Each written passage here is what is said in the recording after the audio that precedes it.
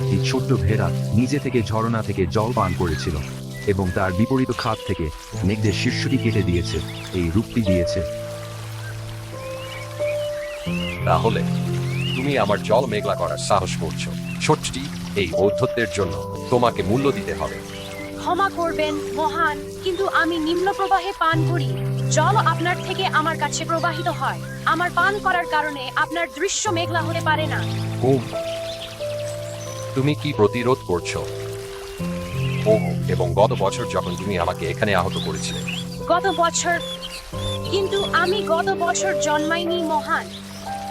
বাহ, তাহলে সেটা তোমার ভাই ছিল। তুমি নিচ। আমি একমাত্র সন্তান, একাকী। আর যদি সে না হয়, তাহলে তোমার নোংরা জাতের কেউ। তুমি সাহস করে নড়বে না। কিন্তু সেটা কি অন্যায় নয়? জাস্ট বিচার। শোনো ছোট্টটি, এখানে সত্যের বিচারক আমার পেট। আমি তোমার কুকুরদের প্রতিশোধ নেব, তোমার মেষপালক। তুমি এখন নিরাপদ, ভয় পেও না।